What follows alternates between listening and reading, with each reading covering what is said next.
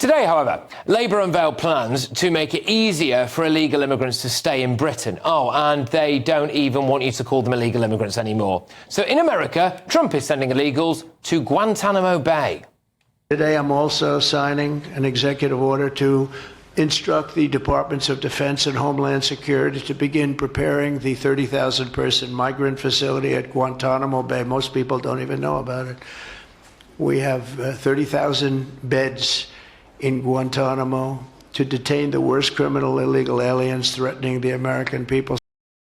So many illegals are now fleeing that Mexico can't cope, which is hilarious because now the left are complaining that it's unfair to ask any country to accept a massive influx of people surging across their border.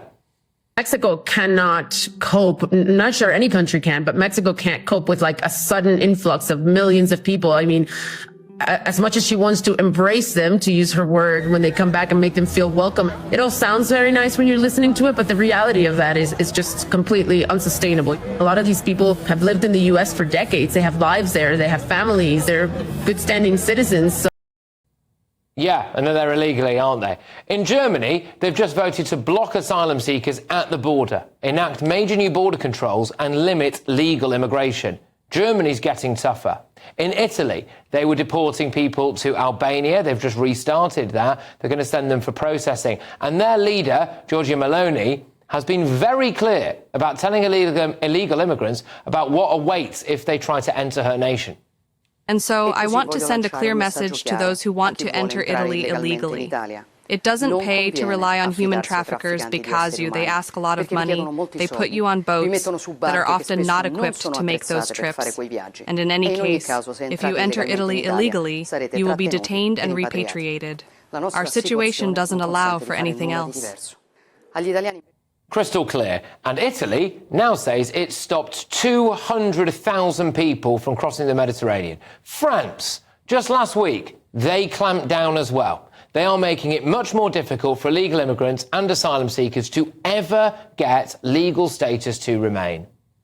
France is tightening its policies on undocumented migrants.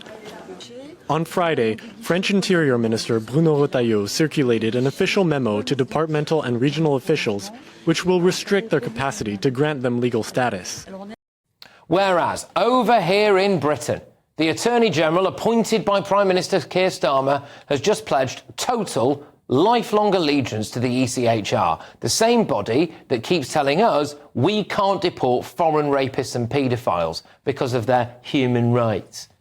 Now, I'm proud to say that since taking office, this new United Kingdom government has taken steps to uphold our obligations and the international rules-based system.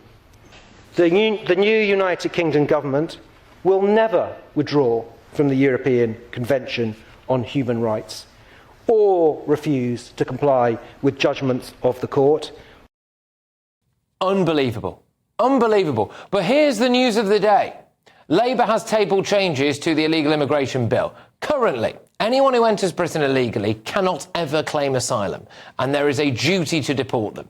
Now, Labour want to remove that. Why on earth do they want to do that? How can they say this? Serious answer is to smash the gangs. We have to take those gangs down, to smash the gangs that are running this vile trade, to smash these gangs. And then change the law to incentivise illegal immigrants to come to Britain. The more subtle change here is that this means technically everyone coming across the channel would be an irregular migrant, not illegal, despite breaking into Britain. They say they want to smash the gangs, but they have put a huge sign on the White Cliffs of Dover saying, come on in, lads, you're all welcome. Doesn't make any sense. The Tories betrayed Britain with the Boris wave of millions of foreign nationals and their relatives, and it does appear that Priti Patel isn't sorry about that. Would you like to apologise to all the people that voted Brexit for the fact that you misled them and saying we're going to take back control of our borders and then you threw them open and let in millions of people? That is totally distortionary and that's not true. And to be quite frank, we made it quite clear it'd be people from the rest of the world, people with skills, based on our economy. And I think people should apologise for those who are saying that actually... You would like an apology?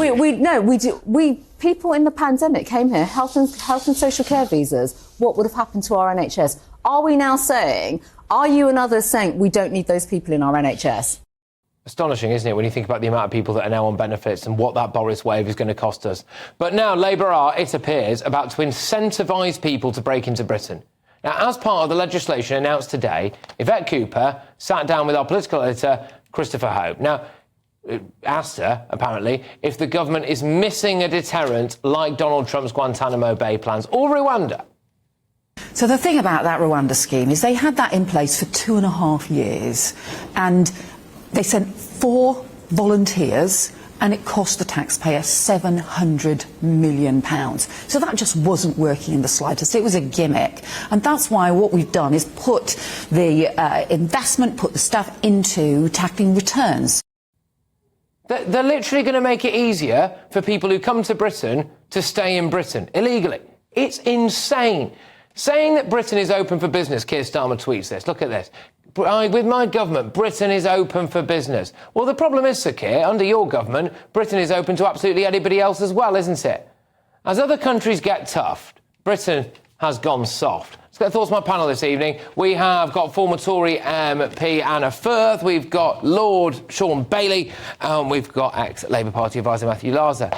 And we are out of touch, are we not, with the rest of the world now? Oh, we are now that we've got Yvette Cooper repealing everything that the Conservatives were doing. I mean, I cannot believe that she can say that the Rwanda deterrent was in play for 2 years. No, it wasn't. I was actually in the Commons. I was actually voting for it. It didn't get royal assent until earlier this year, and it was going to. The first flights were going to take off last summer, but obviously we didn't get to that opportunity. So, and the National Crime, here's the point, the National Crime Agency has said many times, doesn't matter how much you take on the gangs, the criminal gangs, and how much you try and do other things, unless you have a deterrent, you are not going to stop the message is now, look, Sean, literally, if you're in Calais now waiting to come over, you now know, no matter what goes on with smashing the gangs, you now know, if you come to Britain, you won't really even be classed as an illegal migrant. You will now be allowed to claim asylum again. You probably will get it as well, and there will be no legal obligation to deport you. There's 3 things to be said. Actually, they will know that because the gangs are organised and will go back with that message. We must be clear. This isn't just a bunch of random people, you know, making some money on the side. They're organised criminal gangs. Number 2, I've said it before, unless you have a relationship with where that gang is based, the country they're coming from, you'll never smash the gangs. Well, all these things that Yvette Cooper's talking about now remind me of how they tried to do with drug dealers. Getting the drug dealer on the corner doesn't stop the drug supply. You need to get Mr. Big. Their focus is in the wrong place. Matthew, how on earth can that unelected bloke as the Attorney General, who, by the way, has represented a procession of people who are, well, in the case of, like, Jerry Adams and co., literally enemies of the British state, OK, how on earth can he stand there and say, we will never deviate from the ECHR? It's the same ECHR that's made us keep paedophiles, rapists and murderers in Britain. What planet is that guy on? Well, I think I don't think the issue is the ECHR. I think it's the interpretation of the ECHR by British judges. I mean, the cases that you've mentioned are because aren't heard in Strasbourg. They're heard in British courts, and it's how British judges choose to interpret it. Judges in other parts of Europe interpret them rather differently. Some of those cases I've mentioned have gone to the ECHR. The case of a Nigerian paedophile and a rapist went to the ECHR, and they determined that we could not deport him because his right to a family life in this country, including with his own children, by the way, would be affected. Well, it's interesting. I mean, it's interesting his choice of language, because in terms of deviating, we do deviate from the ECHR. Prisoners' votes, which we don't give in the UK, were deemed to be necessary by the ECHR, and we just ignored it. I think that happened under both governments, from red and blue. The important thing for the ECHR now is the rest of Europe is beginning to move away from it. In Germany, they've just voted for legislation that flies in the face of the ECHR. So I think it'll put Germany in a very complicated case. The Polish don't seem particularly enthusiastic about it. The French have started to make moves, and the Italians are definitely going to have to confront their membership as well. Oh, sorry, no one voted for that guy.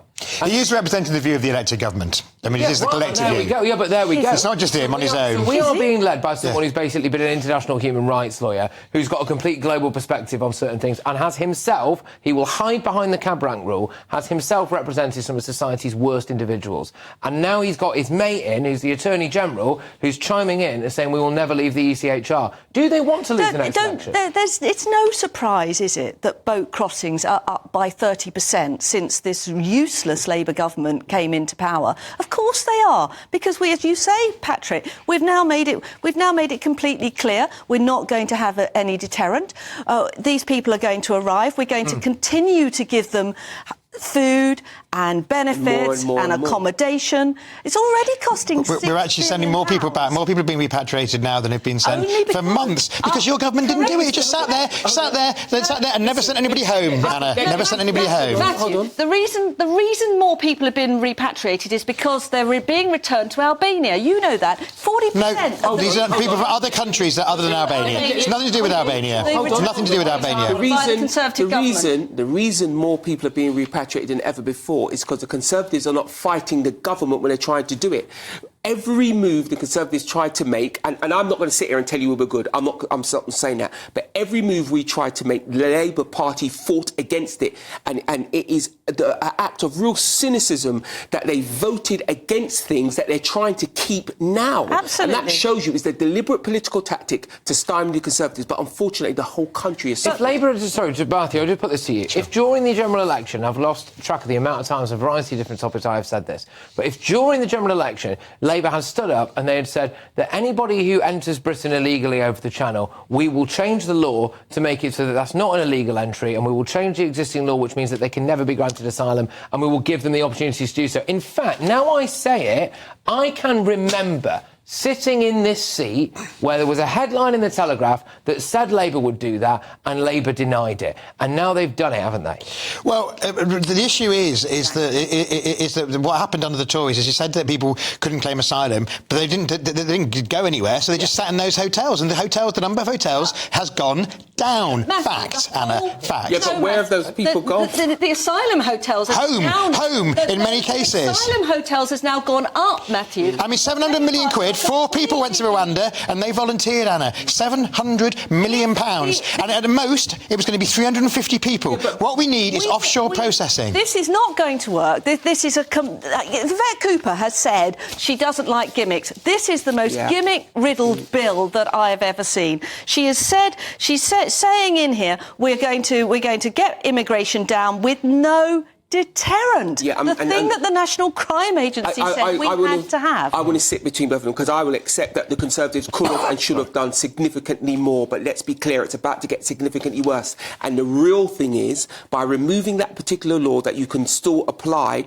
for status even though you came here illegally, is music to the ears of people smugglers. They will go back and they will trumpet that. Yeah. And let's be clear, this is going to make this situation worse for the next 100 years, because every time we accept a family, we are legally obliged to look after them as we should. And this now says that we will accept anybody all the time. Forever. What I will say, and I will put to you, actually, Anna, we saw a clip from Priti Patel there that I must say, and I like Priti Patel, she may even be watching, I don't know, but I do think that was a devastating clip. Say sorry. Say sorry. Absolutely. To the millions of people you let in, and the 32 billion quid, I think it is it not, that their dependents are going to cost the taxpayer in the coming 10 years or so, that was revealed last night. That was an absolute betrayal. And you know, you look at this now, we can have a go at Priti Patel, as we are, or as I am doing anyway, and you can have a go at Yvette Cooper.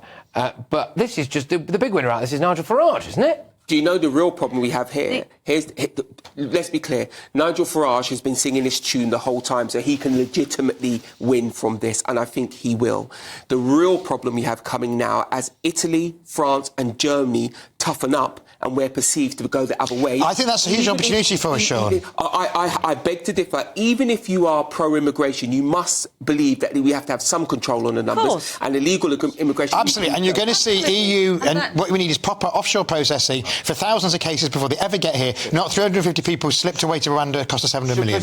Well, there's no offshore processing in this bill, Matthew. Yeah. So no, I'm saying that's what we're moving towards. Because this bill isn't to do. This bill is to do another part of it.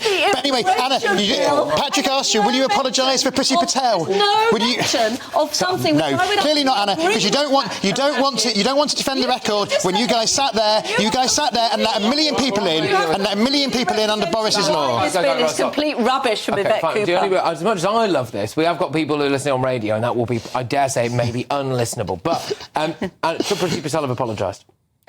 I think that I can't comment on, I'm not. Yes.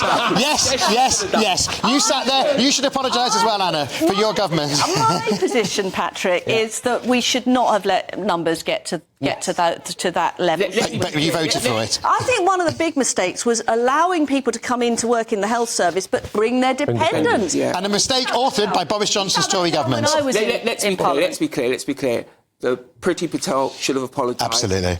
But Yvette Cooper should also apologise. That's the point, isn't it? Okay. The people of Britain, rich and poor, are now in a bind, and we need to work it out. And why the Labour government should really apologise, because they made any conversation about immigration feel like you were a racist. I mean, Keir Starmer literally used the words, what do you call us, far right, because people are concerned about the laws of that. Right. Yes, he actually made in his conference speech. He specifically said he didn't say that. But the point is, he said talking about immigration is not right wing. He has created a situation where people cannot have a realistic conversation about immigration, and we're all going to suffer, those immigrants as well. I think the difficulty for Keir Starmer, and this is something that's going to be borne out, or otherwise, of course, in the fullness of time, is if it works for Trump in America, if it works for Germany, if it works for France, if it works for Italy, and we are taking what many people might regard as the opposite approach, then he, and indeed his mate, the Attorney General, are probably going to have a little bit of explaining to do. But we wait with bated breath, don't we?